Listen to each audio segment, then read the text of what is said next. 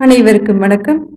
வீரபாண்டியன் மனைவி பாகம் 3 அத்தியாயங்கள் 52, 53 மற்றும் 54. மதம் கொண்ட யானையைப் போல மூர்க்கமாக சோழ மகாராணியின் மூடு வண்டியை நோக்கி செல்ல முயன்ற வீரபாண்டியனை ஜனநாதன் தடுத்து நிறுத்தி, வீரபாண்டியரே, ஆத்திரத்தால் அறிவிழந்து விடாதீர். பழிக்கு பழி என பாய்ந்து எங்கள் சோழ மகாராணியை நீர் சிறைப்பிடித்தால் உம்முடைய வீரத்திற்குத்தான் வீண் அபவாதம் விளையும். அதனால் ஏற்படும் வேதனையை தாங்காமல் உமது தேவி உயிர் நீத்து விடுவாள். ஏனெனில் உமது தேவியைப் போல சோழ மகாராணியும் ஒரு அவளைதான் என்றான். அதை கேட்டதும் உயிரற்றவன் போல ஒரு கணம் நின்று விட்ட வீரபாண்டியன், என் தேவியை நீங்கள் சிறை எடுத்தீர்கள். அவளை அடிமை தாதியாக வேலமேற்ற போகிறான் உங்களது குலோத்துங்க சோழ மன்னன். இந்த நிலையில் உங்கள் சோழ மகாராணியை நான் சிறை எடுத்து பழிக்கு பழி வாங்குவேன் என பறைசாற்றி பகைவர் நாட்டிற்கு என் தூதர்களை அனுப்பினால் சோழன் பயந்து என் தேவியை விட்டு விடுவான் என உருமினான். இல்லை பாண்டியரே, பகைவரின் பயமுறுத்தலுக்கு பயந்து சிறை எடுத்தவளை விட்டுவிட்டால் தம்முடைய தனிப்பெரும் வீரத்திற்கு இழுக்கு என நினைப்பார் எங்கள் சோழ மன்னர். தேவியை விட்டிடு அல்லது ஆவியை விட்டிடு என ஸ்ரீ ராமபிரானின் தூதர் அறை கூவிய போது ராவணன் சீதையை விட்டானா? ஜானகி என்னும் நஞ்சு லங்கேஸ்வரனின் ஆவியையும் கொடி நகரையும் சுட்டரிக்க வந்த பெரு நெருப்பு என மந்திர ஆலோசனை சபையில் உள்ளோர் எடுத்து உரைத்த போதும் சிறையெடுத்த சீதையை ராவணன் சிறை நீக்கி அனுப்ப இசைந்தானா? இல்லை. சீதையை சிறையிலே காப்பதற்காக தன் நாடு, நகர், ஆவி அனைத்தையும் இழக்கவும் துணிந்தான். ஏகாதிபத்திய அரசியலிலே வளர்ந்த சர்வாதிகார பித்து பிடித்துள்ள ஆட்சியாளர்களுக்கு இது போன்ற மூர்க்கத்தனமான பிடிவாத குணம் இருப்பது உண்டு. அவர்களுடைய ஏகாதிபத்தியம் அடியோடு அழியும் வரை தங்களுடைய மூர்க்கத்தனமான கொள்கைகளையும் கைவிட மாட்டார்கள் என்றான் ஜனநாதன். வீரபாண்டியன் சிந்திக்கலானான். தன் தேவியை சோழர்கள் சிறைவிட மாட்டார்கள் என்பதும் பழிக்கு பழியாக சோழ மகாராணியை தான் சிறையெடுக்க கூடாது என்பதும் உறுதியாயிற்று அவனுக்கு. இனி என்ன செய்வது என தெரியாமல் ஆத்திரத்துடன் கைகளை பிசைந்த வீரபாண்டியன், என் தேவி வடித்த கண்ணீருக்கெல்லாம் உங்களது சோழ சாம்ராஜ்யம் சுட்டரிக்கப்பட்டால் ஒழிய என் ஆத்திரம் அடங்காது என உள்ளம் குமரினான். அவனை அனுதாபத்தோடு உற்று நோக்கிய ஜனநாதன், வீரபாண்டியரை, சோழ சாம்ராஜ்யத்தை அளிப்பது ஒன்றுதான் உம்முடைய ஒரே லட்சியம் என்றால் அந்த லட்சியத்தை நிம்மதியாக என்னிடம் ஒப்படைத்துவிடும். அதை நான் நிறைவேற்றுகிறேன். சோழ சாம்ராஜ்யத்தையே சிதைக்க வேண்டுமென ஆதி முதல் திட்டமிடுபவனும் சர்வ வல்லமை பொருந்திய அந்த சாம்ராஜ்யத்தை அழிக்க ஆற்றல் படைத்தவனும் இந்த ஜனநாதன் ஒருவன்தான் உண்டு என்றான். ஜனநாதரே, உங்கள் சோழ சாம்ராஜ்யத்தை சிதைக்க வேண்டும் என துவேஷம் ஏற்படும் அளவிற்கு உங்கள் குலோத்துங்க சோழர் மீது உங்களுக்கு அப்படி என்ன விரோதம் உண்டு என சற்று சந்தேகத்துடன் உற்று நோக்கியபடியே கேட்டான் வீரபாண்டியன். தனிப்பட்ட முறையில் எனக்கு எவர் மீதும் விரோதம் கிடையாது. அரசியல் துறையில் என்னுடைய பொதுநல கொள்கைகளுக்காகத்தான் சோழ சாம்ராஜ்யத்தை சிதைக்க வேண்டும் என கங்கணம் கட்டியிருக்கிறேன். பொதுநல கொள்கையா?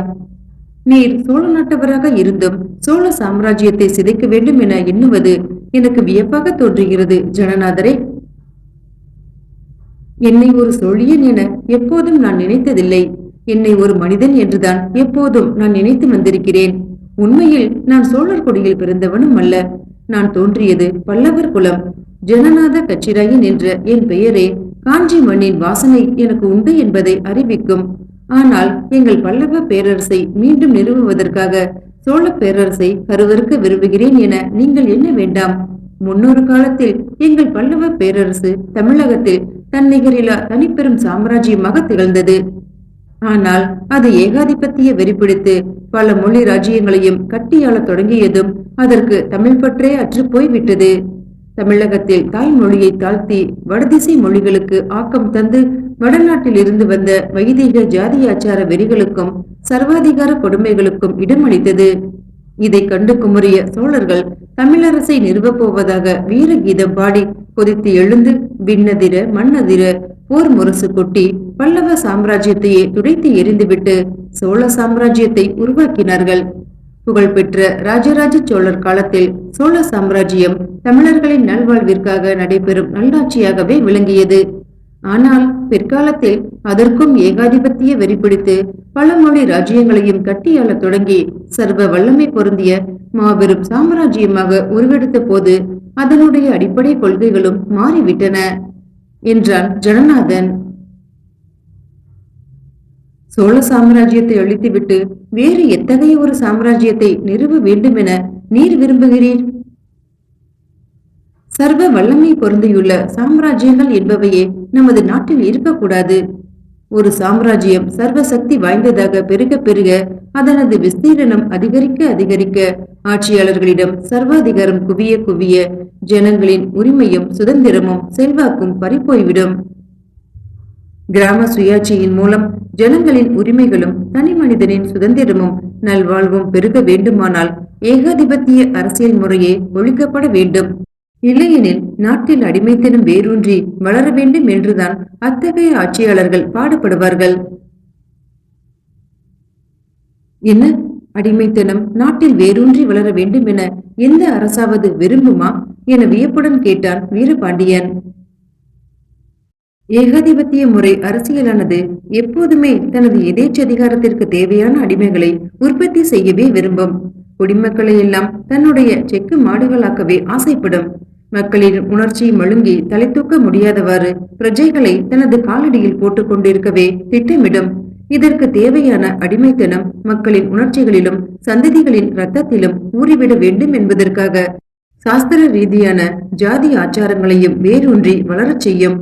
சமதர்ம உணர்ச்சியோடு சமநிலையில் பிறக்கும் மனித இனத்தை பிறப்பை கொண்டே 4 ஜாதிகளாக பிரித்து ஒவ்வொரு ஜாதிக்கும் பல உட்பிரிவுகளை உண்டாக்கி மக்களின் ஓரின உணர்ச்சியையும் ஒற்றுமையையும் பலவாறாக சிதறடித்து ஜாதி கட்டுப்பாடுகளை ஏற்படுத்தி ஒவ்வொருவரும் தங்கள் ஜாதி ஆச்சாரங்களை அனுஷ்டிக்க வேண்டுமென தெய்வத்தின் பெயரால் பயமுறுத்தி மக்களை பிரித்தாள்வதுதான் ஜாதி வழி தர்மமாகும்.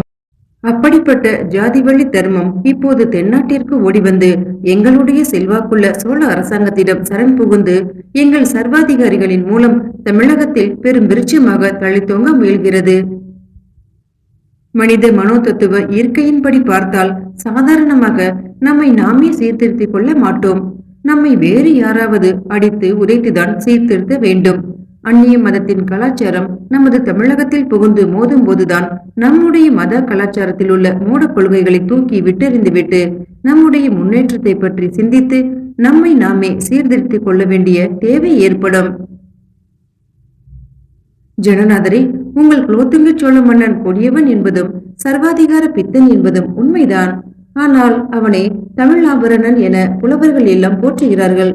சோழர்களின் புலிகொடி தாய்மொழியான தமிழை கடல் கடந்தும் உலகெங்கும் ஒளிவீச செய்யக்கூடவா உதவாது என உம்முடைய சகாக்கள் எண்ணக்கூடும். அப்போது உம்முடைய தமிழ் உணர்ச்சியை முன்னிட்டாவது சோழ சாம்ராஜ்யத்தை கட்டிக்காக்க வேண்டும் என நீர் நினைப்பீரல்லவா என வீரபாண்டியன் கேட்டான். இல்லை, ஆட்சியாளனுக்கு சர்வாதிகார வெறி ஏற ஏற சாம்ராஜ்யத்தின் விஸ்தீரணம் அதிகரிக்க அதிகரிக்க பல மொழி ராஜ்யங்களையும் கட்டி ஆள அவனது தாய்மொழி பற்றி கூட இற்று போய்விடும்.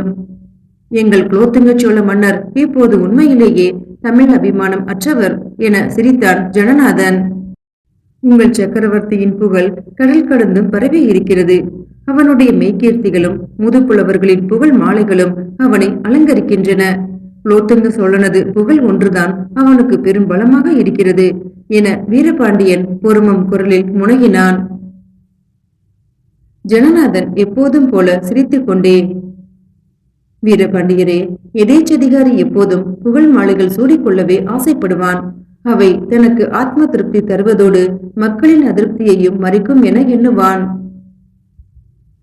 பல குறைகளை உடைய எங்களது சோழ சாம்ராஜ்யம் சரிந்து விழாமல் இருப்பதற்கு அடிப்படையான காரணமே இத்தகைய வெறும் பெருமை உணர்ச்சியும் எங்கள் குலோத்துங்க சோழ சக்கரவர்த்திகளின் மாபெரும் புகழுமேயாகும். இந்த புகழை மட்டும் அழித்துவிட்டால் எங்களது சாம்ராஜ்யமே பொடி பொடியாக போய்விடும். பாண்டிமாதேவியை வேலமேற்றும் பழிச்சொல் ஒன்றே குலோத்துங்க சோழ தேவரின் புகழை புதைத்துவிட போதுமானதாகும். கம்பராமாயணம் எழுதும்படி தூண்டிய குலோத்துங்க சோழரே உண்மையான ராவண சன்னியாசி என உலகம் சிரித்தால் சோழ ராஜ்யமே சரிந்துவிடும் என ஜனநாதன் சிரித்தான். அதை கேட்டதும் வீரபாண்டியன் ஒரு கணம் திகைத்து நின்றான். பிறகு ஜனநாதனை உற்று நோக்கி, வெறி பிடித்த சோழ ராஜ்யத்தை நீர் அழித்து விடுவீர் என்பது உறுதிதானா ஜனநாதரே என கேட்டான். உறுதிதான் வீரபாண்டியரே. ஜனநாதன் என்ற என் பெயருக்கு ஏற்ப நான் ஜனங்களின் உரிமைகளை நிலைநிறுத்த கடமைப்பட்டவன். அதற்காக எங்கள் சோழ ஏகாதிபத்தியத்தை அடியோடு சிதைத்து எறிய பல காலமாக திட்டமிட்டு வருகிறேன். அதற்கு தேவையான பலத்தை தான் இப்போதும் நான் திரட்டி கொண்டிருக்கிறேன் என்றான் ஜனநாதன். எத்தகைய பலம் என வீரபாண்டியன் கேட்டான். நிதானமாக கேளும் வீரபாண்டியரே. மாபெரும் ராஜ துரோகியாகவும் முடிந்த வரையில் ராஜ துரோகிகளை சிருஷ்டிக்கும் குருவாகவும் விளங்கும் நான் இப்போது மாபெரும் ராஜ விசுவாசியாக நடித்து வருகிறேன்.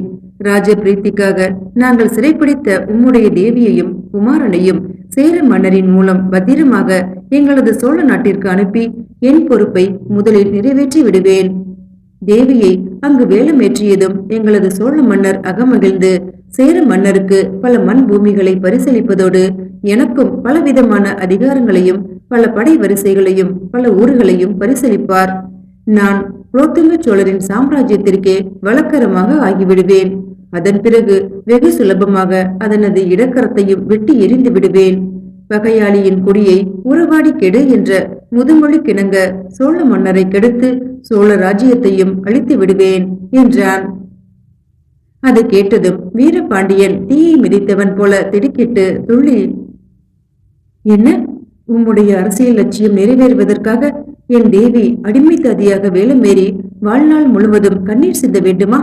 பாராளுவதற்காக அவள் பெற்ற செல்வன் பகைவரின் பாசறையிலே வளர வேண்டுமா என உருமினான்.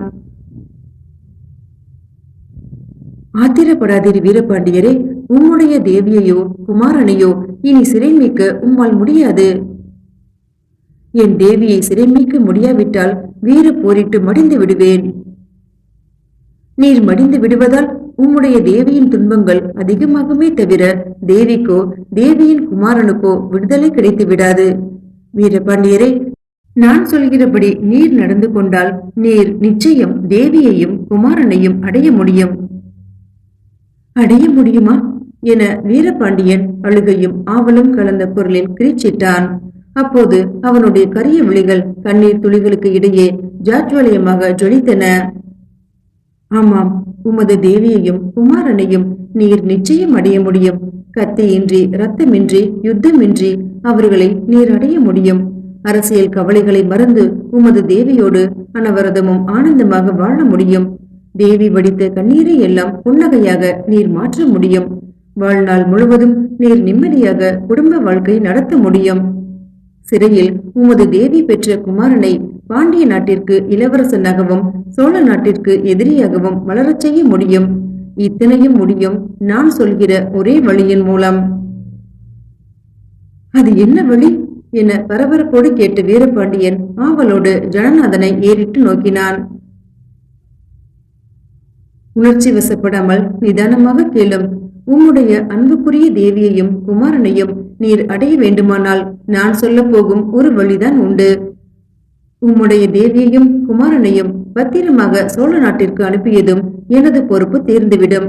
தேவியை வேலமேற்றியதும் எங்கள் சோழர் மிகவும் அகமகிழ்வார்.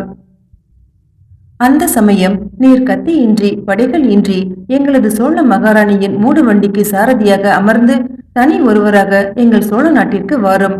எங்கள் மன்னர் மீது பகை பாராட்டது கண்ணியமாக சோழ மகாராணியை அவரிடம் ஒப்படையும். அதற்கு பிரதியாக உம்முடைய தேவியை திருப்பித் தர வேண்டிய கடமை எங்கள் மன்னருக்கு ஏற்படும். உம்முடைய கண்ணியமான செயலை கண்ட நன்றி உணர்ச்சியினால் எங்களது சோழ மகாராணி உமக்காக அங்கே வாதாடுவாள். நீர் உடனே எங்கள் மன்னர் முன்பு அடிபணிந்து வணங்கி அவரை மாலைகளால் வாழ்த்தி உம்முடைய பாண்டிமா தேவியை தானமாக திருப்பித் தர வேண்டுமென விண்ணப்பித்துக் கொள்ளும். தியாக வினோதரான எங்கள் மன்னர் உம்முடைய தேவியை உமக்கே தானமாக தந்துவிட்டு அதில் வேறு பெருமையும் அடைந்து கொள்வார். உம்முடைய குமாரனையும் தானமாக தர வேண்டுமென கேளும்.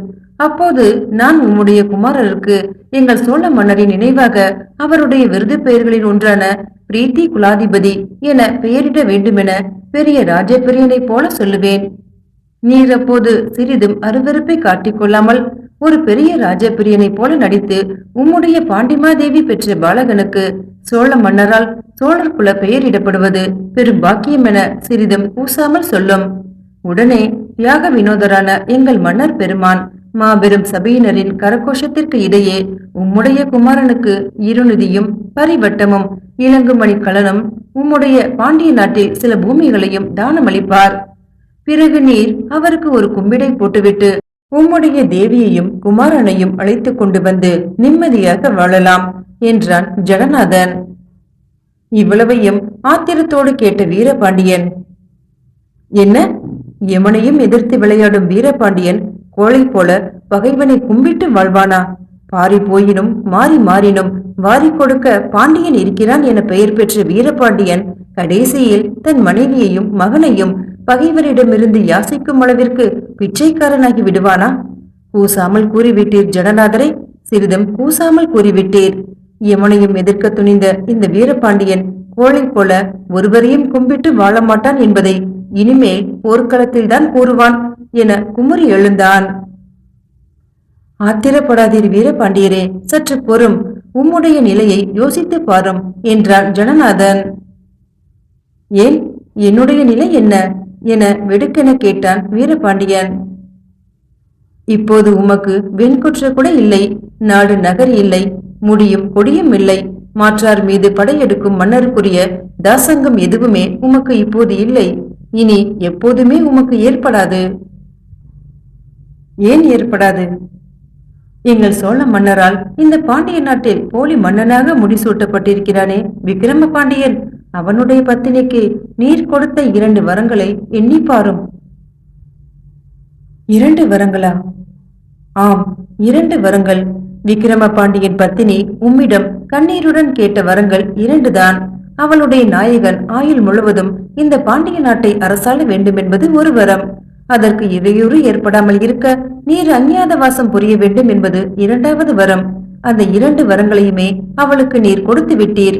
அவற்றின் பிரகாரம் உம்மை விட இளைஞனான விக்கிரம பாண்டியன் தன்னுடைய ஆயுள் முழுவதும் அரசாளும் வரை நீர் அஞ்ஞாத வாசம்தான் புரிய முடியும். அதாவது உம்முடைய ஆயுளுக்குள் நீர் இனி அரசாட்சிக்கு வர முடியாது என்றார் ஜனநாதன் கணீரென. வீரபாண்டியனுக்கு ஆத்திரத்தின் இடையே அழுகை வந்துவிடும் போல் இருந்தது.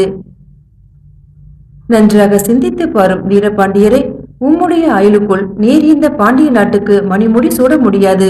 அஞ்ஞாத வாசத்தை விட்டு அரசியல் துறையில் ஈடுபடவும் முடியாது. உமக்கு பிறகு உம்முடைய வம்ச விளக்காக மணிமுடி சூட வேண்டிய உம்முடைய பாலகனோ பகைவரான எங்களது சோழ மன்னரின் பாசறையிலே வளர வேண்டிய நிலைக்கு ஆளாகி இருக்கிறான். விக்கிரமனின் பத்தினிக்கு நீர் கொடுத்த 2 வரங்களுக்கு பதிலாக அவள் உமக்கு கொடுத்த 2 வாக்குறுதிகளை எண்ணி பாரும். அவளுடைய பிராணநாதனுக்கு பின்னால் பாண்டிய நாட்டின் அரசு கட்டிலில் அவளுடைய சந்ததி எதையும் ஏறி அமர விடுவதில்லை எனவும், அதற்காக தனது ஆயுள் முழுவதும் கன்னி விரதம் மேற்கொள்வதாகவும் ஒரு வாக்குறுதி அளித்தாள். உம்முடைய தேவி சிறையில் பெற்றெடுத்த பாலகனையும் அவளிடம் கொண்டு போய் கொடுத்தால் அவனை தனது குமாரனைப் போல பாவித்து எதிர்காலத்தில் சோழர்களை எதிர்த்து ஒழிக்கும் ஆற்றலுள்ள வீர திருமகனாக வளர்த்து பாண்டிய நாட்டின் அரியணை மீது அமர்த்துவதாக மற்றொரு வாக்குறுதியும் அளித்தாள். அந்த 2 வாக்குறுதிகளையும் நீர் பரிபூரணமாக நம்பலாம் என்றான் ஜனநாதன். வீரபாண்டியன் குழம்பினான். நான் சொன்னபடி இப்போது சர்வ வல்லமை பொருந்திய எங்கள் சக்கரவர்த்தியை அடிவணங்கி அவருடன் சமரசம் செய்து கொண்டு உம்முடைய தேவியையும் குமாரனையும் தானம் பெற்று வாரும். அதன் பிறகு உம்முடைய குமாரனையும் விக்கிரம பாண்டியனின் பத்னியிடம் கொடுத்துவிட்டு உம்முடைய வீரவாளையும் என்னிடம் கொடுத்துவிட்டு அரசியலையே அடியோடு மறந்துவிட்டு தேவியுடன் எங்காவது அஞ்ஞாத வாசம் சென்று அமைதியான குடும்ப வாழ்க்கையில் ஈடுபட்டு உம்முடைய ஆயுள் பரியந்தம் ஆனந்தமாக வாழும். விக்கிரம பாண்டியன் பத்தினி உம்முடைய குமாரனை வீர திருமகனாக வளர்த்து சோழ சாம்ராஜ்யத்தை சுட்டெரிக்கும் வெற்றி பெருமகனாக உலகுக்கு தருவாள். அப்போது நானோ எனது சந்ததியாரோ உம்முடைய வீரவாளை உம்முடைய வீரமகனின் திருக்கையிலே கொடுத்து சோழ குலத்தை கருவெருக்கும் திருப்பணியை தொடங்கி விடுவோம். சோழ ஏகாதிபத்தியத்தை செல்லரிக்கச் செய்து நாசமாக்கும் லட்சியம் என் காலத்தில் முழுதாக முடியாவிட்டாலும் எனது சந்ததியாரின் காலத்தில் முற்று பெற்றுவிடும். அதை பற்றி உமக்கு கவலையோ சந்தேகமோ சிறிதும் வேண்டாம் என ஜனநாதன் உறுதியான குரலில் சொன்னான். ஜனநாதன் குறிப்பிட்டபடி அவனாலும் அவனுடைய சகாக்களாலும் சில சாமந்தர்களாலும் அவனுடைய சந்ததிகளாலும் சோழ பேரரசு நலிவுற்று நாசமுற்று மறைந்தது என்பது பிற்கால சரித்திரமாகும். வீரபாண்டியன் அழுகையும் ஆத்திரமும் ஒன்றையொன்று மிஞ்ச துயரத்துடன் பொறுமை சிரித்தான். எத்தனையோ லட்சிய கனவுகள் கண்ட இந்த வீரபாண்டியன் விதியால் வஞ்சிக்கப்பட்டு வகையற்று போய் தன் மனைவியையும் மகனையும் பிச்சையாக பெற்று கடைசியில் அரசியலை விட்டே ஒதுங்கி சரித்திரத்தை விட்டு மறைய வேண்டுமா என வீர புயங்கள் எல்லாம் துடிதுடிக்க நெஞ்சு குமரி பற்களை கடித்துக் கொண்டு பெண் பேதையைப் போல விம்ம ஆரம்பித்தான். அரசியலிலிருந்து நீர் விலகுவதை பற்றி சிறிதும் கவலைப்படாதீர் வீரபாண்டியரே. அரசியல் என்பது உம்மை போன்ற உத்தம உள்ளம் படித்தவர்களுக்கோ உணர்ச்சியாளர்களுக்கோ ஏற்றதல்ல. மனித உணர்ச்சிகளையும் உன்னத லட்சியங்களையும் களிமண் பொம்மைகளாக உருட்டி விளையாடும் என்னை போன்ற இருதயமற்ற அரக்கர்களுக்குத்தான் அரசியல் ஏற்ற தொழிலாகும். நீர் சரித்திரத்தை விட்டு மறைவதை பற்றி கவலைப்படாதீர். ஏனெனில் மனைவி மக்களோடு ஆனந்தமாக வாழ்க்கை வாழ விரும்புபவனுக்கு சரித்திரமில்லை. சரித்திரத்தை விரும்புபவனுக்கு மனைவி மக்களோடு கூடிய வாழ்க்கை இல்லை. இந்த இரண்டு பெரும் உண்மைகளில் முதலாவதற்கு உதாரணமாக நீர் விளங்கும், இரண்டாவதற்கு உதாரணமாக நான் விளங்குவேன் என்றான் ஜனநாதன். நான் அரசியலை விட்டு விலகுவதையோ சரித்திரத்தை விட்டு மறைய நேருவதையோ குறித்து கவலைப்படவில்லை. ஆனால் தலைமுறை தலைமுறையாக வீர பரம்பரையில் தோன்றிய வீரபாண்டியன் கடைசியில் கோளை போல கும்பிட்டு வாழ்ந்தான் என்ற பழிச்சொல் எங்கள் பாண்டிய சரித்திரத்தில் இடம்பெற வேண்டுமா? அதைவிட தேவியையும் குமாரனையும் முன்னிட்டு வீரபாண்டியன் வீறு கொண்டு எழுந்து வீர போரிட்டு வீர மரணம் அடைந்தான் என்ற புகழே மேலானதாகும் என்றான். புகழ் என்பது வெறும் காணல் நீர்தான். அதற்காக வாழ்வை இழப்பது வெறும் அறியாமையே ஆகும். வீரம் என்பதோ தன் பலத்தை உணராமல் எதிர்த்து சாவதல்ல. எந்த நிலையிலும் வாழ்க்கை வாழ்வதுதான் உண்மையான வீரமாகும். வீரபாண்டியன் வீழ்ந்தான் என்பதை விட வாழ்ந்தான் என்பதுதான் உம்முடைய தேவி வடித்த கண்ணீரை எல்லாம் புன்னகையாக மாற்றும் என்பதை மறந்து விடாதீர். மேலும் வீரபாண்டியன் குழம்பி தயங்கி நின்றான். இன்னும் என்ன தயக்கம்? ஒருபுறம் தேவியோடு அமைதியாக வாழும் இன்ப வாழ்க்கை, உமது குமாரன் சோழ ஏகாதிபத்தியத்தை எதிர்க்கும் வீர திருமகனாக வளர்ந்து உமது லட்சியத்தை நிறைவேற்றக்கூடிய எதிர்காலம். மற்றொரு புறம் வீர மரணம் என்ற பெயரால் தற்கொலை, வீர புகழ் என்ற பெயரில் வெறும் அர்த்தமற்ற சூன்யம். உம்முடைய லட்சியத்திற்கு அற்ப ஆயுள், உம்முடைய தேவிக்கு விதவை கோலம், உம்முடைய குமாரனுக்கு பகைவரின் பாசறையிலே வாசம். இந்த இரண்டில் நீர் எதை தேர்ந்தெடுப்பீர்? உமது அறிவு முன்னதைத்தான் தேர்ந்தெடுக்க சொல்லும். உமது உணர்ச்சியோ பின்னதை தேர்ந்தெடுக்க சொல்லும். உணர்ச்சி சொல்வதை விட அறிவு சொல்வதை கேட்பவன் தான் பகுத்தறிவுள்ள மனிதனாவான் என தீர்க்கமாக சொன்னான் ஜனநாதன். வீரபாண்டியன் ஒரு தடவை அவனை நிமிர்ந்து நோக்கினான். அவனுடைய கருவிழிகளில் நீர் துளிர்த்தன. அவனையே உற்று நோக்கிய ஜனநாதன் அவன் என்ன பதில் சொல்ல போகிறான் என்பதை உணர்ந்து கொண்டவனாக புன்முறுவல் செய்தான். மதுரையை விட்டு சோழர்களின் நிலப்படை புறப்படுவதற்காக குறிப்பிட்ட தினத்தன்று சதிகாரர்கள் என பிடிக்கப்பட்டு மரண தண்டனை விதிக்கப்பட்டு மரண கூண்டில் அடைத்து வைக்கப்பட்டுள்ள நூற்றுக்கணக்கான குற்றவாளிகள் அனைவரையுமே இடையறாமல் யானை காலால் தலையிடறச் செய்து அந்த கோரக்காட்சி பாண்டிய மக்களின் நெஞ்சங்களை விட்டு என்றென்றும் அகலாதபடிக்கு அதை ஒரு கோர கொலை விழாவாக நடத்தி காண்பித்து சர்வ வல்லமை பொருந்திய சோழ ஏகாதிபத்தியத்தின் சீற்றத்தை பற்றிய பயத்தையும் அதன் அடக்குமுறை கொள்கையை பற்றிய அச்சுறவையும் பாண்டிய நாட்டில் நிலைநிறுத்தி சுதந்திர ஜீவனின் எழுச்சி என்றென்றும் எழாதபடிக்கு ஒழித்துவிட்டு போக வேண்டும் என்றும் சோழ ராஜதந்திரிகள் திட்டமிட்டிருந்தனர். அன்றைய தினம் மத யானைகளால் குற்றவாளிகளின் தலைகளை இடறிக்கொள்ளும் வைபவத்தை சரித்திர பிரசித்தி பெற்ற ஒரு கொலை விழாவாக நடத்துவதற்கு பிரமாதமான ஏற்பாடுகள் எல்லாம் சோழியர்கள் செய்திருந்தனர். தண்டனை கோட்டத்தின் முன்னால் உள்ள விசாலமான பொட்டலிலே பிரம்மாண்டமான கொலைக்களம் ஒன்று உருவாக்கப்பட்டிருந்தது. அதன் நடுநாயகமாக உயர்ந்த கம்பம் ஒன்று நடப்பட்டு அதன் உச்சியின் மீது சோழர்களின் புலிக்கொடி வானலாவி பறந்து கொண்டிருந்தது. அந்த கம்பத்தின் கீழே விக்கிரம பாண்டியனின் மீன்கொடி சக்தியற்று ஜீவனற்று தாழ்ந்து பறந்து கொண்டிருந்தது. கொலைக்களத்தை சுற்றி வடக்கயிறுகள் கட்டப்பட்டு அரசியல் தலைவர்களும் ஊர் மக்களும் அமர்ந்து வேடிக்கை பார்ப்பதற்கோ வேதனைப்படுவதற்கோ இடங்கள் ஒதுக்கப்பட்டிருந்தன. சோழ ராஜதந்திரிகளும் அதிகாரிகளும் அமர்வதற்காக ஒரு புறம் உயர்தரமான தனி ஆசனங்கள் போடப்பட்டிருந்தன. விக்கிரம பாண்டியனின் பெயரால் சோழர்கள் நடத்தும் இந்த கொலை விழாவை அங்கீகரிப்பதற்கு அடையாளமாக அந்த பொம்மை அரசரின் ராஜ பிரதிநிதிகளுக்கும் ஆசனங்கள் அமைக்கப்பட்டிருந்தன. குற்றவாளிகளின் தலையை யானை காலால் இடறுவதற்கு சோழர்களின் யானைப்படை அதிகாரியான சம்பவராயர் தம்முடைய யானைப்படையிலிருந்து முரட்டு யானைகள் 2 தேர்ந்தெடுத்து அவற்றிற்கு மதமூட்டி மேலும் மூர்க்கம் உள்ளவையாக ஆக்கியிருந்தார். 2 யானைகளின் முன்னால் உள்ள பலிபீடம் நூதனமான அமைப்புகளுடன் விளங்கியது.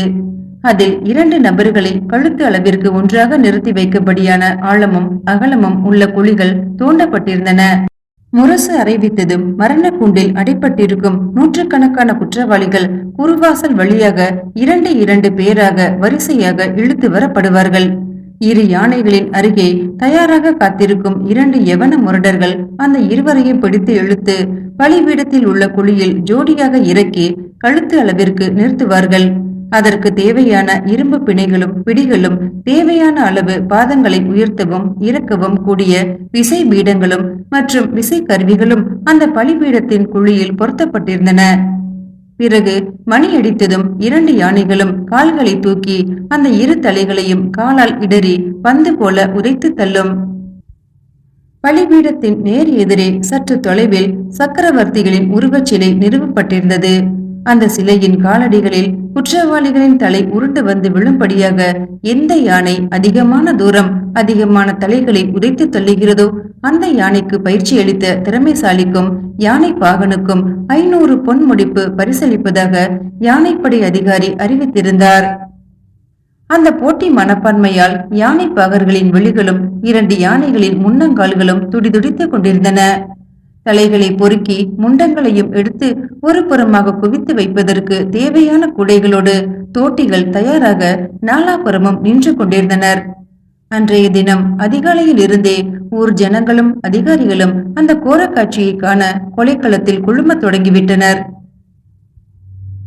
மக்களுக்காக ஒதுக்கப்பட்ட இடங்களில் ஆண்களும் பெண்களும் குழந்தைகளும் அடங்கலாக ஊர் மக்கள் அனைவருமே ஒருமிக்க திரண்டிருந்தனர். ஆனால் அவர்களில் பெரும்பாலோர் மத யானைகளின் கால்களால் மனிதர்களின் தலைகள் பந்தாடப்படுவதை வேடிக்கை பார்க்க வந்த உல்லாசிகள் அல்லர். சாக போகிற குற்றவாளிகளின் மீது உறவு உரிமையோ அனுதாபமோ உடையவராகவே இருந்தனர். மணாளனை பிரியும் மனைவி, மகனை பிரியும் தாய், தவச்செல்வியை பிரியும் தந்தை, தாய் தந்தையரை பிரியும் குமாரர்கள், தாயின் மடியிலிருந்து தந்தையின் முகத்தை தேடும் மழலை மொழி செல்வங்கள், அரசியலிலோ வாழ்விலோ ஆறுயிர் தோழர்களை பிரியும் நண்பர்கள், இத்தகையோரே அந்த கூட்டத்தில் நிறைந்திருந்தனர்.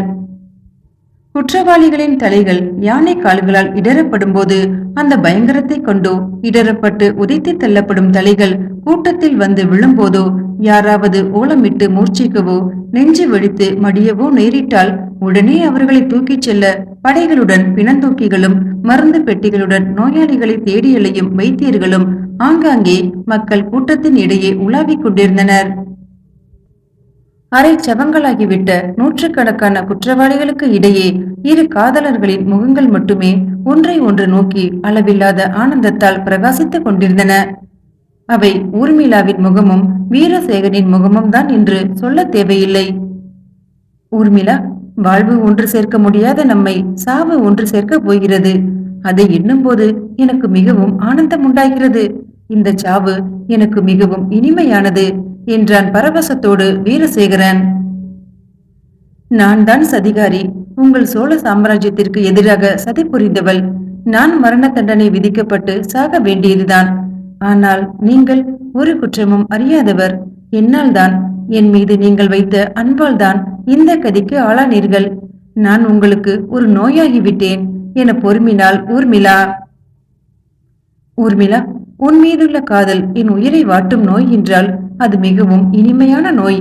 உயிர் வாட்டும் அந்த நோய் உன்னோடு நான் உயிர் நீத்தாலும் நீங்காது என்றான் வீரசேகரன். மேலதிகாரியிடம் நீங்கள் மன்னிப்பு கேட்டு கெஞ்சினால் உங்களை விட்டுவிட மாட்டார்களா? சதிகாரி நான் சாகிறேன். நல்லவர், நீங்கள் போய் விடுங்கள். அந்த வீண் பேச்செல்லாம் இப்போது வேண்டாம் ஊர்மிளா. இனி நாம் உயிரோடு இருக்க போவது கொஞ்ச நேரம். அதற்குள் நம் உள்ளத்தில் உள்ள அன்பை எல்லாம் பற்றி பேசுவோம் என வீரசேகரன் அன்பின் உரிமையோடு செல்லமாக அவளை கோபித்துக் கொண்டான். உனக்கு மரணத்தை கண்டு பயம் உண்டாகிறதா ஊர்மிளா என கேட்டான். இல்லை என அவனை நிமிர்ந்து நோக்கிய ஊர்மிளா ஆனந்த கண்ணீர் சொரிந்தாள். அந்த பயங்கரமான மத யானைகளின் முன்பு நீ தனியாக சென்றால் அளவில்லாத துயரம் அடைவாய் இல்லையா? அதை வீரசேகரன் கேட்டதுமே அவளுடைய முகம் விழுத்து விட்டது. அவனை பிடித்திருந்த அவளுடைய மெல்லிய கைகள் விடவிடவென ஆடின. உன் கையை பிடித்துக் கொண்டு நான் துணையாக வந்தால் உனக்கு சாவது ஆனந்தமாக இருக்கும் இல்லையா? அவன் அப்படி கேட்டதுதான் தாமதம். ஊர்மிளாவின் முகத்தில் உயிரின் ஒளி திரும்பி வந்தது. நீங்கள் என என்னவோ சொல்ல வாயெடுத்த ஊர்மிளா மதையானைகளின் கர்ஜனை கேட்ட திசை பக்கமாக வெறித்து நோக்கினாள். அவளுடைய முகத்தை கனிவுடன் திருப்பிய வீரசேகரன், என்னை கெட்டியாக பிடித்துக்கொள். இனி நாம் இருவரும் இணை பிரியாமல் இருப்போம். நாம் இருவரும் ஜோடியாக மதையானைகளின் முன்பு அழைத்துச் செல்லப்பட்டு ஒன்றாக பலியிடப்பட்டால் நாம் இருவரும் ஒருவர் கையை ஒருவர் பிடித்துக் கொண்டே ஒருவர் முகத்தை ஒருவர் அன்புடன் பார்த்து கொண்டிருக்கும் போதே நாம் இருவரின் இறுதி மூச்சுகளையும் ஒன்றாக விட்டுவிட நேர்ந்தால் எவ்வளவு நன்றாக இருக்கும். நம் இருவர் இறுதி மூச்சுகளும் ஒன்றோடு ஒன்று கலந்துவிடும். நம் இருவரின் ஆத்மாவும் இரண்டர கலந்துவிடும் என்றான் வீரசேகரன். அதற்கு என் பாக்கியம் எப்படி இருக்கிறதோ என பெருமூச்சு விட்ட ஊர்மிளா நடுங்கினாள். கவலைப்படாதே ஊர்மிளா, சாவின் முனையில் நம் இருவரின் கரங்களையும் ஒன்று சேர்த்த இனிமையான விதி நம் இருவரின் இறுதி மூச்சுகளையும் ஒன்று சேர்த்துவிடும். அவ்வாறு என் ஆத்மாவில் ஏதோ ஒன்று உள்ளூர சொல்கிறது என வீரசேகரன் நம்பிக்கையோடு சொன்னான். அதன் பிறகு அந்த மரண கூடத்தின் இருண்டதொரு மூலையை நோக்கி ஊர்மிளாவை அழைத்துச் சென்ற வீரசேகரன், ஊர்மிளா, நமக்கு சாவு இனிமையானது. அதற்கு முன்னால் உள்ள இந்த நேரம் அதைவிட இனிமையானது என கூறியவாறே அணைத்துக் கொண்டான். அப்படியே ஊர்மிளாவும் அவனுடைய கழுத்தை கட்டிக்கொண்டு அவனுடைய வீர புஜங்களில் முகம் புதைத்து நெஞ்சு விம்ம ஆனந்த கண்ணீர் சொரியலானாள். என்ன தம்பி, சாவின் முனையில் காதலா என விஷம புன்னகையுடன் கேட்டுக்கொண்டே வந்த ஜனநாதன், சாகப் போகிற நேரத்தில்தான் காதலர்களுக்கு சிருங்கார ரசம் அதிகமாக இருக்கும் என சொல்வார்கள். அது உண்மைதான் போலிருக்கிறது என சொல்லி சிரித்தான். அவனது குரலை கேட்டதுமே வெறுப்புடன் வெடுக்கென திரும்பிய ஊர்மிளா, வீரபாண்டிய சக்கரவர்த்தியின் கதி என்னவாயிற்று என அழுகையும் ஆத்திரமும் அளவில்லாத துயரமும் கலந்து சீரும் குரலில் கேட்டாள். உன் வீரத்தமையனுக்கு நல்ல கதிதான் ஏற்பட்டிருக்கிறது. நான் அவரை சிறைப்பிடிக்கவில்லை. அவர்தான் மூடுவண்டியில் தேவி இருப்பாள் என எண்ணி அதற்கு சாரதியாக சென்று அதில் உள்ள எங்களது சோழ மகாராணியை பழிக்கு பழியாக சிறைப்பிடிக்க முயன்றார். அது சரியான வழியல்ல என நான் தான் தடுத்து அந்த சாரதிக்கு கிருஷ்ண பகவானை போல ஒரு வழியை காட்டினேன். ஆனால் குருச்சேத்திரத்தின் போராட்டத்திற்கு அல்ல, பிருந்தாவனத்தின் புது வாழ்விற்கு என மீண்டும் சிரித்துவிட்டு விக்கிரமனூர் எல்லையில் தனக்கும் வீரபாண்டியனுக்கும் இடையே நடந்த வாக்குவாதங்களின் சாராம்சத்தை கூறிவிட்டு, உன் அன்பு தமையரான வீரபாண்டியர் தமது தேவியோடு ஆயுள் முழுவதும் அமைதியாகவும் ஆனந்தமாகவும் குடும்ப வாழ்க்கை நடத்த வேண்டுமென்றால் நான் சொல்லும் வழிப்படி நடந்தால்தான் முடியும் என்றேன். அவர் இறுதியில் அதன் பிரகாரமே நடக்க மனப்பூர்வமாக சம்மதித்து விட்டார் என்றான். அது என்ன என பரபரப்போடு ஊர்மிளா கேட்டாள். எங்கள் சோழ மகாராணி சென்ற மூடு வண்டிக்கு உனது வீரத்தமையர் சாரதியாக அமர்ந்து படைகள் இல்லாமல் தன் உடைவாள் கூட இல்லாமல் தனி ஒருவராக அந்த வண்டியை எங்களது தலைநகருக்கு ஓட்டிச் சென்று எங்கள் மகாராணியை எங்கள் மன்னரிடம் கண்ணியமான முறையில் ஒப்படைப்பார். அது கண்டு அகமகிழ போகும் எங்கள் அரசரிடமிருந்து தமது தேவியையும் குமாரனையும் தம் நாட்டில் கொஞ்சம் நிலத்தையும் தானமாக பெற்று திரும்பி வருவார். பிறகு சிறையில் தேவி ஈன்ற பச்சிலம் பாலகனை இந்த நாட்டில் வீர திருமகனாக வளர்க்கும்படி விக்கிரம பாண்டிய மன்னனின் பத்தினியிடம் கொடுத்து விடுவார். அதன் பிறகு அரசியலை விட்டே ஒதுங்கி தமது தேவியுடன் அஞ்ஞாத வாசம் சென்று எங்கோ கண்காணாத இடத்தில் ஆயுள் முழுவதும் ஆனந்தமாக குடும்ப வாழ்க்கை நடத்தி கொண்டிருப்பார். இவ்வளவும் நிச்சயமாக நடைபெறும் என்பதை நீங்கள் பரிபூரணமாக நம்பலாம். அவர் என் கண் முன்பாக சோழ மகாராணியின் மூடு வண்டியை சோழ நாட்டை நோக்கி ஓட்டிச் செல்லும் போது அவர் அரசியலை விட்டே ஒதுங்கி விட்டதற்கு அடையாளமாக அவருடைய வீர திருவாளை என்னிடம் கொடுத்துவிட்டு போனார். இதோ அந்த வாள். இந்த வீரவாளை கொண்டே அவர் விட்டு செல்லும் லட்சிய கனவை வருங்காலத்தில் அவருடைய சந்ததியாரும் என்னுடைய சந்ததியாரும் இணைந்து நிறைவேற்றுவார்கள் என நான் வாக்குறுதி அளித்திருக்கிறேன் என சொல்லிவிட்டு வீரபாண்டியனின் வெற்றி வாளை ஊர்மிளாவிடம் காட்டினான். அந்த வீரவாளின் மீது ஊர்மிளா அன்பின் துளிகளாக ஆனந்த கண்ணீர் சொரிந்தாள். என் வீரத்தமையரின் லட்சிய கனவு என்றோ ஒரு நாள் நிச்சயமாக நிறைவேறும். இனி அவர் தம் தேவியோடு நிம்மதியாக வாழ்வார். சிறையில் பிறந்த அவருடைய செல்வம் சிறப்புடன் வாழும். இப்போதுதான் என் மனம் நிம்மதி அடைந்தது. இனி நான் ஆனந்தமாக சாவை அணைப்பேன் என ஊர்மிளா துள்ளினாள். கொஞ்சம் பொறு. நீ ஆனந்தமாக சாவை அணைக்கச் சென்றால் உன்னை அணைத்துக் கொண்டிருக்கும் வீரசேகரனும் அந்த சாவை அணைக்க வந்து விடுவான். நான் அனாவசியமாக என் அரிய நண்பன் ஒருவனை இழக்க விரும்பவில்லை. நீங்கள் இருவரும் பொல்லாத சாவிற்கு விருந்தாகாமல் சேர்ந்து வாழ்வதற்கு ஏதாவது வழி தேட வேண்டும் என்றான் ஜனநாதன். இனி ஒரு வழியும் இல்லை என்றான் வீரசேகரன் நிராசையுடன். பிறகு ஏதோ தீவிரமாக சிந்தித்த ஜனநாதன், கடைசியாக ஒரு முறை முயற்சி செய்து பார்க்கிறேன். அது என் இயல்புக்கே மாறாக இதுவரை இந்த ஜனநாதன் செய்ய விரும்பாத செயலாக இருந்தாலும் கவலை இல்லை என சொல்லிவிட்டு வேகமாக வெளியே சென்றான்.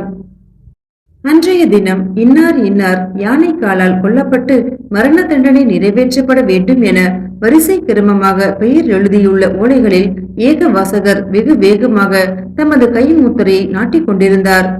அந்த கிழவர் நெற்றியில் திருவெண்ணீர் பூசி சைவ பழமாக விளங்கினாலும் அவருடைய முகம் கருணை என்பதையே கண்டிராதது போல கடுக்கடுவென இருந்தது. எந்த காரியத்தையும் சிறிதும் தயவு தாட்சியம் இல்லாமல் செய்யக்கூடியவர் என்பதையும் அது எடுத்து காட்டியது. அந்த மரண ஓலைகளை அனுப்பி முத்திரையின் மூலம் குற்றவாளிகளை தமது சிறையில் இருந்து மரண பொட்டலுக்கு அகற்றி யானைப்படை அதிகாரியான சம்புவராயர் வசம் ஒப்படைத்து விட்டால் அதோடு அவரது பொறுப்பு தீர்ந்துவிடும். அதன் பிறகு குற்றவாளிகளில் எவரையேனும் அன்றைய தினம் கொல்லாமல் தள்ளிப்போட வேண்டும் என அவரே விரும்பினாலும் அது முடியாத காரியமாகிவிடும். மரண ஓலைகளை அவர் வழங்கிவிட்டால் அதன் பிறகு மாற்றி எழுத அவருக்கே அதிகாரம் கிடையாது. இவை சோழ அரசாங்கத்தின் நிர்வாகம் வகுத்திருந்த அதிகார வரம்புகளாகும். அவ்வாறு ஏகவாசகர் அதிகவனமாக மரண ஓலைகளை பரிசோதித்துக் கொண்டிருந்த சமயமே ஜனநாதன் அவசரமாக அங்கு வந்தான். அவனது முகத்தில் வழக்கமாக உறைந்திருக்கும் விஷம புன்னகையும் நிதானமும் திடசித்தமும் எங்கோ ஓடி மறைந்து விட்டன. இப்போது அந்த முகத்திலே பரபரப்பும் உணர்ச்சி கொந்தளிப்புமே காணப்பட்டன.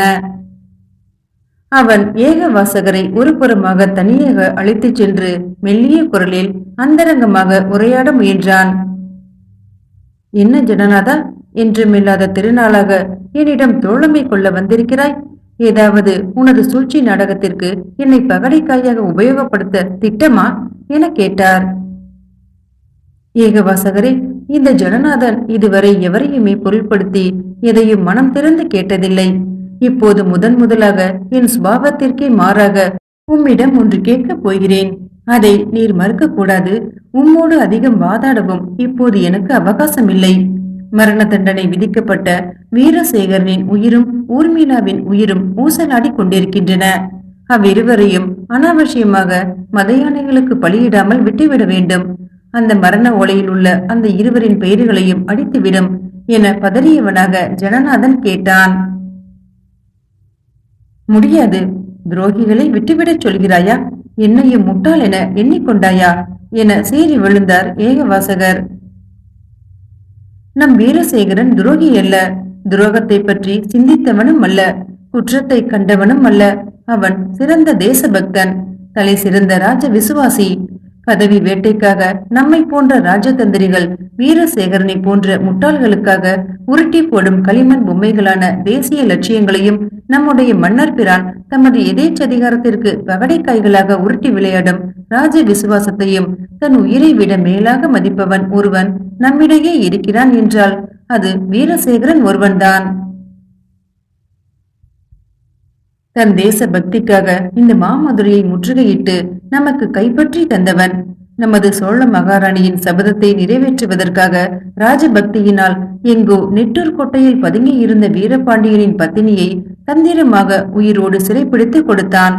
அந்த நன்றிக்கடனை மறந்து அவனுக்கு மிருகத்தன்மையான மரணத்தை பரிசீலிப்பது நம்முடைய அரசியல் துறையில் சர்வ சாதாரணமான நிகழ்ச்சிதான் என்றாலும் உம்மை போன்ற சிவனடியாருக்கு அது பொருந்திய செயலல்ல. ஊர்மிளாவை பொறுத்தவரையில் அவள் மனமறிய சதிகாரி அல்ல.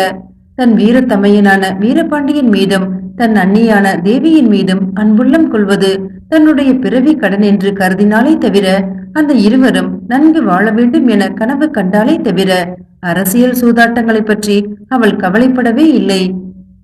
அவளுடைய கணவன் என சொல்லிக் கொண்ட காத்தவராயன் என்ற நய வஞ்சகனால் அந்த பேதை தன்னை அறியாமலே நாச வழிகளிலும் சதி செயல்களிலும் ஈடுபடுத்தப்பட்டு தேவியை சிறைமீட்கும் முயற்சி என்ற நய வஞ்சகத்தின் கீழ் அந்த நாசக்காரனால் கொடும் சிறையில் தள்ளப்பட்டு மௌனமாக சாவை ஏற்கவும் சித்தமானாள். அது உண்மையானால் அன்று விசாரணை நடந்த போதே அதை ஏன் பகிரங்கமாக சொல்லவில்லை என நீர் கேள்வி கேட்கலாம். வீரசிங்கத்தோடு வாழ தவித்த ஒருத்தி நாயிரம் கடைப்பட்ட ஒரு குள்ள நரியோடு வாழ விரும்புவாளா என்ன? அதைவிட சிறையில் தள்ளப்பட்டு சாவதே மேல் என எண்ணினாள். வீரசேகரனோடு வாழ தவித்த அவள் உலக சம்பிரதாயம் அவளை அவனோடு வாழ விடாது என்பதை உணர்ந்ததுமே அமைதியாக சாவை அணைக்க ஆசைப்பட்டாள். அத்தகைய இருதயம் படைத்தவளை கொல்வதும் உமக்கு தர்மமாகாது என்றான் ஜனநாதன். நம்புவதற்கு அரியதான உனது வாசகங்கள் உண்மையாக இருந்தாலும் நமது அதிகாரிகளின் விசாரணை சபையில் அந்த இருவர்களும் குற்றவாளிகள் என தீர்மானிக்கப்பட்டு மரண தண்டனை விதிக்கப்பட்ட பிறகு அவர்களை கொல்லாது விடுவது என் அதிகாரத்திற்கே முரணானதாகும். அவர்களுக்கு மரண தண்டனையை வழங்கியவன் நானாகவே இருந்தாலும் இப்போது அதை மாற்றி எழுதி அவர்களுக்கு மன்னிப்பு அளிக்கும் அதிகாரம் எனக்கு கிடையாது ஜனநாதா. அது எனக்கும் தெரியும் ஏக வாசகரே. இனி அந்த இருவரையும் நமது மன்னர் பிரான் ஒருவரால் தான் மன்னிக்க முடியும் என்பதும் எனக்கு தெரியும். நான் நமது நாட்டிற்கு திரும்பி சென்றதும் மன்னர் பிரானை எப்படியாவது பேட்டி கண்டு என்னுடைய விஷயங்களில் எதையாவது விட்டு கொடுத்தாவது அந்த இருவரையும் மன்னிக்கும்படி அவரிடம் நானே விண்ணப்பித்துக் கொள்வேன். ஆனால் அதற்கு கால தாமதமாகும். அதுவரை வீரசேகரனையும் ஊர்மிளாவையும் கொல்லாமல் அவர்களுக்கு மரண தண்டனை நிறைவேற்றும் நாளை தள்ளி போட வேண்டும் என்றுதான் உம்மிடம் கேட்கிறேன். இருதயம் என்பதே இல்லாதவன் என பெருமைப்பட்டுக் கொள்பவன் நீ. அந்த இருவர் விஷயத்தில் மட்டும் நீ கருணை கொள்வதன் அர்த்தம் என்ன ஜனநாதா? அந்த வீரசேகரன் என் ஒரே அருமை நண்பன். ஊர்மிளா அவனுடைய ஆருயிர் காதலி. என்னை முன்னிட்டாவது அந்த இருவரையும் இன்று நீர் கொல்லாமல் விட்டுவிட வேண்டும். உன்னை எப்போதுமே நான் பொருள்படுத்தியதே இல்லை, இனி பொருள்படுத்தப் போவதும் இல்லை. ஏகவாசகரே, எவனிடமும் எந்த காலத்திலும் உதவி என வாய்த்திருந்து கேட்காத இந்த ஜனநாதன் முதலாக உம்மிடம் உதவி என சிறிதும் கூசாமல் கேட்கிறேன். எதிர்பாராமல் இந்த பெருமை உமக்கு கிடைத்திருக்கிறது என நீர் எண்ணி பார்க்க வேண்டும். உன்னை நான் பொருள்படுத்தியதே இல்லை என்கிற பொழுது உன்னால் நான் பெருமைப்பட்டுக் கொள்ள வேண்டிய அவசியமும் இல்லை. ஏகவாசகரே, உம்மை போலவே நானும் சம அந்தஸ்தும் சம செல்வாக்கும் உள்ள அதிகாரி என்பதை மறந்துவிட வேண்டாம். காவல் படைக்கு நீர் சர்வ வல்லமை பொருந்திய தலைவர் என்றால் ஒற்றர் படைக்கு நான் சர்வ வல்லமை பொருந்திய தலைவனாக விளங்குகிறேன். நம் இருவருக்கும் இந்த அதிகார எல்லைகளில் எப்போதாவது பரஸ்பர உதவி தேவைப்படும். இன்று நீர் எனக்கு இந்த உதவியை செய்தால் இதற்கு பிரதியாக உமக்கு தேவைப்படும் எந்த உதவியும் நான் செய்வேன். என் உயிரே போனாலும் எதிரியிடம் எந்த உதவியையும் நான் யாசிக்க மாட்டேன் ஜனநாதா. அந்த கோழைத்தனம் எனக்கு ஒருபோதும் வராது என ஏகவாசகர் ஏளன புன்னகை செய்தார். ஜனநாதனுக்கு ஆத்திரத்தால் உதடுகள் துடித்தன. ஆனால் பல்லை கடித்துக் கொண்டு அவ்வளவையும் அடக்கிக் கொண்டான். அதுதான் சமயம் என ஏகவாசகர் தமது பெருமையை மேலும் நிலைநிறுத்துவது போல, நீ எல்லோரையும் எளிதில் எடை போடுவாயே தவிர என் சுபாவத்தை நீ எடை போட முடியாது. நான் எப்போதுமே பிறர் கையை எதிர்பார்ப்பவன் அல்ல, தன் கையே தனக்கு உதவி என நம்புபவன். என் கடமைக்குரிய கூலியையும் என் தொண்டுக்குரிய பயனையும் என் செயலுக்குரிய வினையுமே அனுபவிக்க விரும்புவேனே தவிர மன்னாதி மன்னரிடம் கூட நான் உதவியை எதிர்பார்க்க மாட்டேன் என்றார். ஜனநாதன் அவரிடம் பலவாறாக வாதாடி பல ஆசை வார்த்தைகளையும் காட்டி இறுதியில் வேறு வழியின்றி அவரிடம் கெஞ்சி கேட்கும் நிலைக்கும் இறங்கிவிட்டான். ஆனால் ஏகவாசகரோ பிடிவாதமாக, முடியாது, உன் வீரசேகரனையும் ஊர்மிளாவையும் இன்று கொல்லாமல் விட முடியாது. அவ்விருவரின் பெயர்களையும் இந்த மரண ஓலையிலிருந்து நிச்சயமாக நீக்க மாட்டேன் என மறுத்தளித்து விட்டார். ஏகவாசகரே, இதற்காக பின்னர் நீர் மிகவும் வருத்தப்படுவீர், வேதனைப்படுவீர், உயிர் கிளிய புலம்புவீர். ஜனநாதன் சொன்னபடி செய்யாமல் போனோமே என சித்திரவதைப்படுவீர். வீணாக என்னை பயமுறுத்தாதே ஜனநாதா, போய்விடு. நீ என்னோடு வெகு நேரம் இங்கு தனியாக பேசிக் கொண்டிருப்பதை சுற்றிலும் உள்ள சகாக்கள் உற்று கவனிக்கின்றனர். எதற்காகவோ என்னை சூழ்ச்சிக்காயாக உபயோகப்படுத்த நீ முயலுகிறாயோ என மற்றவர்கள் என்னை மட்டமாக மதிப்பிடுவார்கள். உன் வேலையை பார்த்து கொண்டு போ. உனக்கும் எனக்கும் எவ்வித சம்பந்தமும் இல்லை என அறுத்து விட்டது போல சொன்னார். அச்சமயம் அவரிடமிருந்து மரண ஓலைகளை வாங்கிச் செல்ல முத்தரையன் வெகு வேகமாக ஓடி வந்தான். அந்த ஓலைகளை ஏகவாசகர் எடுத்து முத்தரையனிடம் கொடுக்க போனார். சற்று பொறும் என துள்ளிய ஜனநாதன் அவருடைய காதுக்குள் ரகசியமாக ஏதோ சொல்ல முயன்றான். ஆனால் அதற்குள் அவனுக்கு அரசியல் துறையில் பரம வைரியும் போட்டியாளருமான கிழவர் ஆடையூர் நாடாழ்வார் தமது சகாக்களும் பரிவாரத்தினரும் பின்தொடர அங்கு வந்து, என்ன ஏகவாசகரே, என்றுமில்லாத புது தோழமை என ஏளனமாக கேட்டார்.